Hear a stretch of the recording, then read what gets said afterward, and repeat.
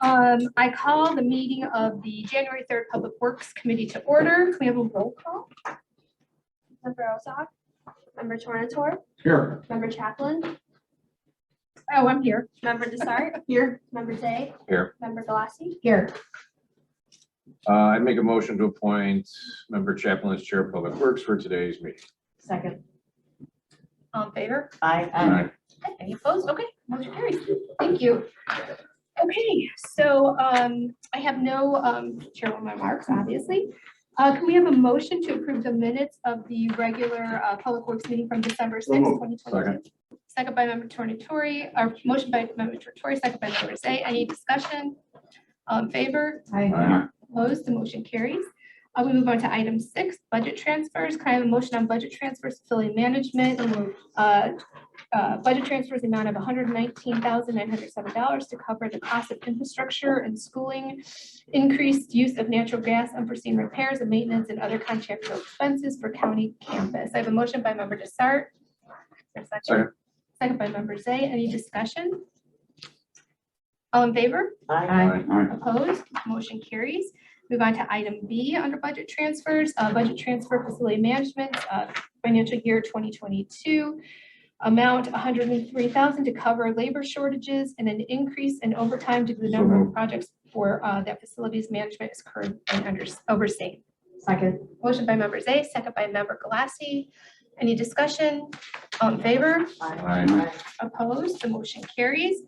We move on to item C, budget transfers. Can I have a motion on facilities management budget transfer for $32,000 to cover the cost of regular salaries for grounds per local union 150 contract? Motion by Member Zay. Second. Second by Member Galassi. Any discussion? All in favor? Aye. Opposed? The motion carries. We move on to payment of claims. Can I have a motion on payment of claims, public works and facilities management? So moved. Second. Motion by Member Zay, second by Member Tornatori. Any discussion? All in favor? Aye. Opposed? The motion carries. We move on to item number 8, bid awards. Can I have a motion on FMP 002023, recommendation for the approval of contract to Johnson Controls to furnish and deliver specified Johnson Controls parts for the replacement and upgrade of the HVAC projects on the county campus on the amount of $43,520.62. Second. Have a motion by Member Desart, second by Member Zay. Any discussion? All in favor? Aye. Opposed? Motion carries. We move on to joint purchasing agreement, item A. Can I have a motion on FMP 001923?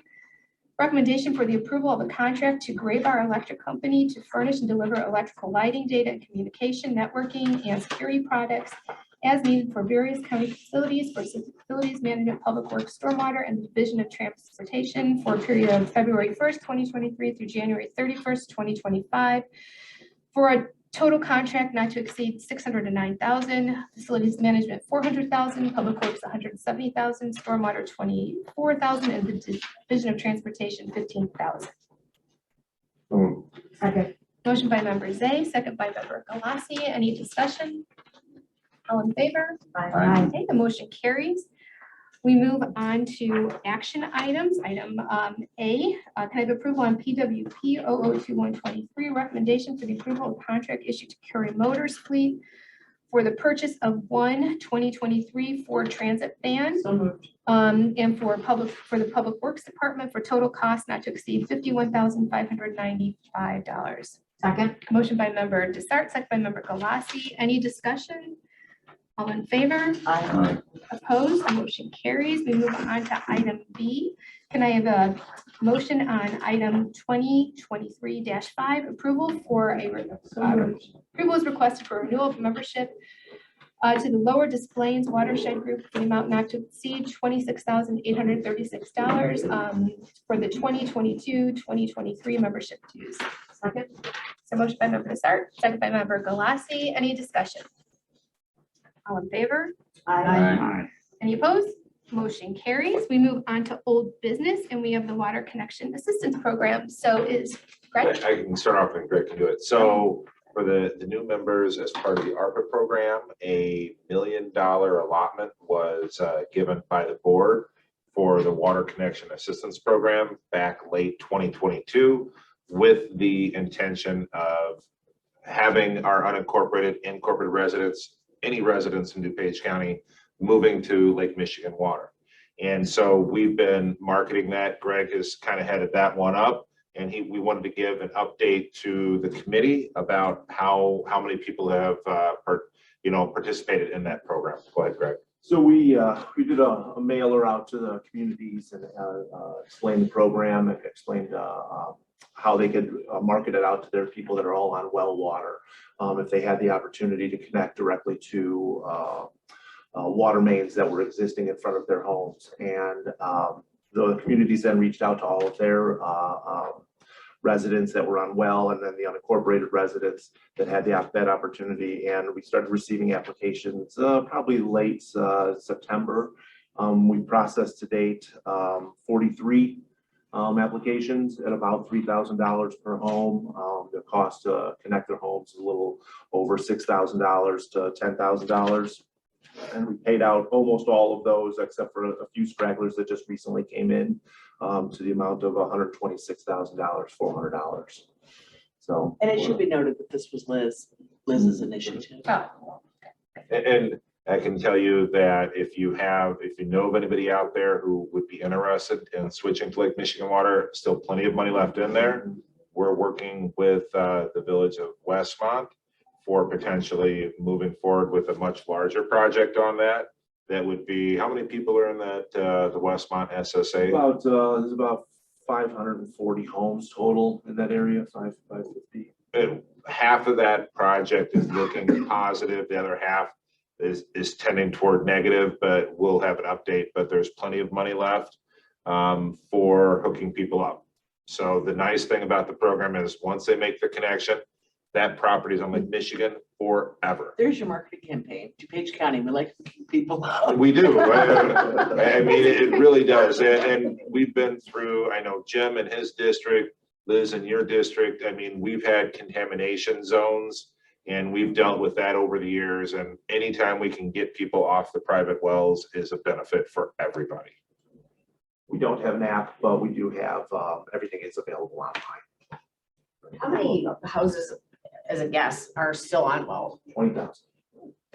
And I just asked the health department that last week, 18 to 20,000 houses and businesses throughout. the And of county. that 20,000, are they all in a position to be hooked up immediately? No. What percentage of that 20,000 would be? That I don't know. I couldn't even guess. I couldn't say if it was 50% even, just because you have rural areas like out in Wayne and such that don't have water mains available to them. For this program, you have to actually have the water main available. They may have the ability to extend water main, but it's not there today. So they're not eligible for this program. Remind me what the cost is to the homeowner. Anywhere from about, I've seen a couple of people come in at about $5,000. That includes the connection fee, the meter, and then running the copper from the street into the home and the plumbing to do that. Anywhere from $4,000 to $10,000. If they're far back on their lot, that's a longer run. But about 50-50 is what we're doing for the program. So the homeowner pays 50%, county pays 50%. There might be some of the municipalities might be doubling up and offering their own incentive for the residents on top of what we have as well, which is good. I think that's a great idea.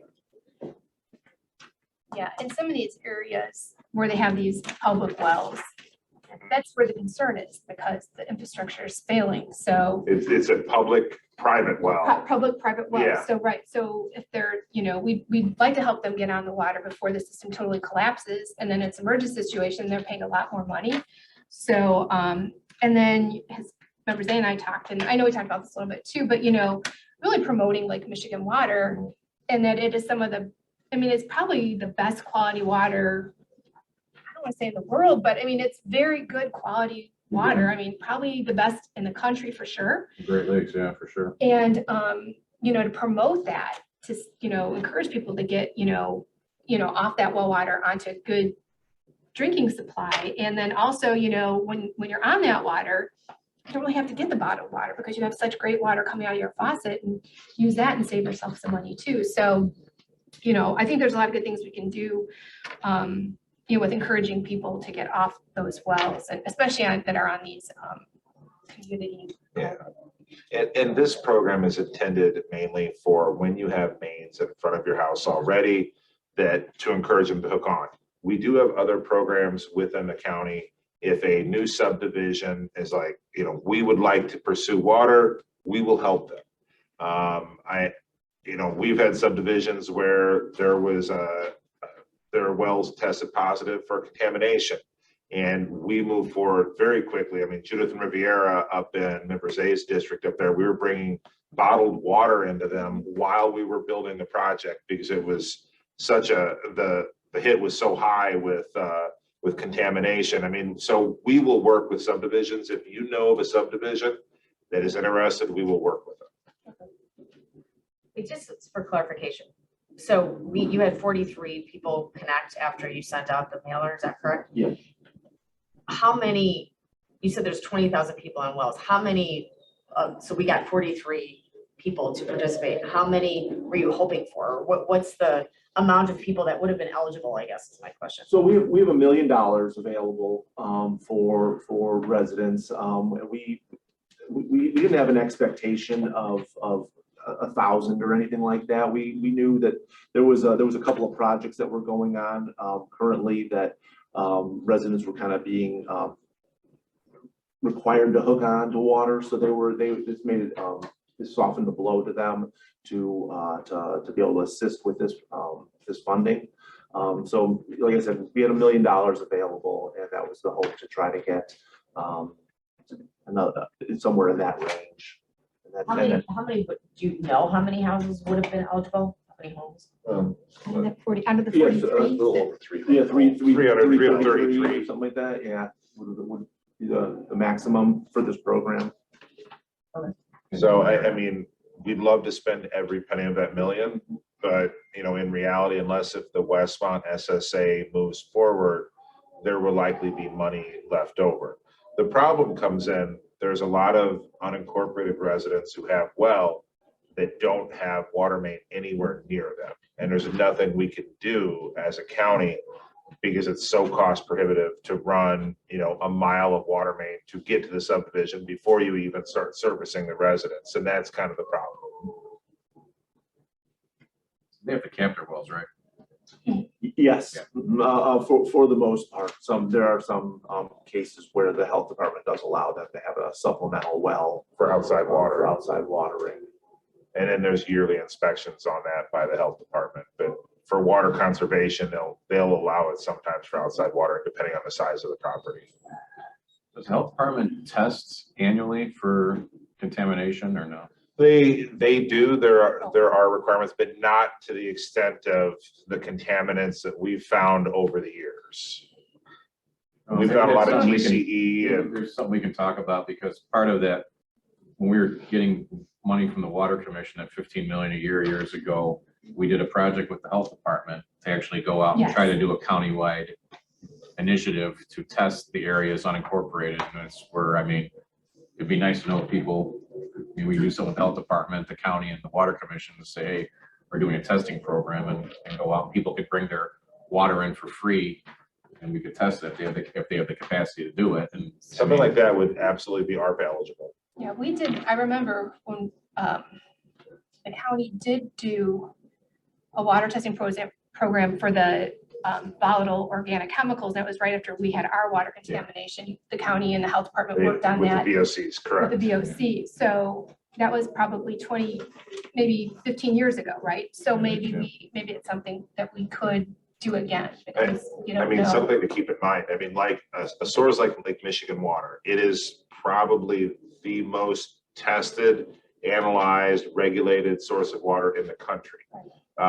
Both at the city of Chicago and then at the Water Commission. And I don't think there's another source of water that tests. There's no way you can test private wells to that level. I mean, the city of Chicago, the Water Commission, the municipality. Yeah. I mean, it's checked 3 times before it goes It through. is, I've heard before, it is the most tested drinking water source in the entire country. And the VOCs, you can't smell them, you can't see them, you can't taste them, so you don't know if they're in your water. We know people are hesitant, unincorporated, like their wells, they want to Right. stay on and do that, but they might not know Exactly. that they have contamination, they have lead in the water, they have something. They have something. Especially as the aquifers are starting to diminish. I mean, you could be getting more organic compounds in these wells. You know, they don't know it, they're, oh, I want to stay with their well, they don't realize that they're drinking contaminated water. That's right. And we have that issue came up down at Brookridge, down in the southeast portion of the county, where the water table is dropping so low that wells are starting to dry up in there. And the residents, I'm guessing with the next 10 years, they're going to be faced with, we no longer have a water source for our subdivision.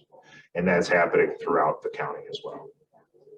So it's something that we could definitely, keep on the radar here, but, it's a good worthwhile program. And, we see it all over the country, right? Infrastructure, aging infrastructure and things like that. So, yeah, something to look forward, keep pressing on. Okay, so, right, that concludes your report. Does? Yeah. Okay, well, thank you very much, Nick, and you too. Okay, so, do we have anything else under old business? Member to start in the members day? Yeah, I just, with the election and then the holidays and everything, we've kind of taken my little group, my little unofficial group of Heritage Gallery people have taken several weeks off.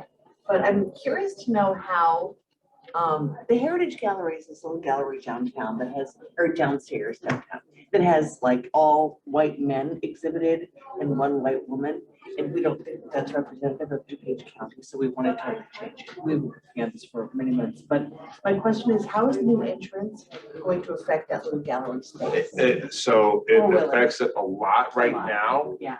But then once we move it, all of that's gonna be ripped out. And so it's gonna be back to how it was. So if you can give us 3 months, it's gonna be totally back to normal. That's our temporary entrance while all the construction goes on. Temporary. okay. Temporary, it's temporary only. So, yeah, after 3 months and we can go back to the main 421, the gallery goes back to normal. Good to know, because my little group has said, like, right after the first of the year, we want to get moving on. Yeah, we can, with plenty of time, we can plan, we can get things lined out, if that's the will of the committee, and by the time we're ready to implement, that entrance will be swapped back. Perfect. Thank you so much. Thank you, member start, members day. Yeah, I saw an increase for natural gas. I mean, we're usually locked in. Are we still locked in, or is that, because I know the price of natural gas has really gone up. We are, and we've been very aggressive with, because we're not subject to market conditions, no, like because we bid it out and we lock it in. What do we lock through? We got in the ballpark of 2.5 to 3 years on the 2 remaining utilities. Electricity, we did first. Natural gas, we did second. Yeah. We locked them both in for 4 years. So they can't come to us to say, No, okay, no, just as a reminder, the product that we buy is locked.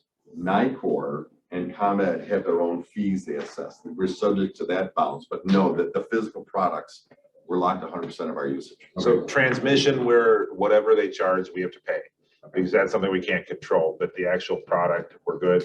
And this committee made the commitment, because when we bid it out for 1, 2, 3, 4 years.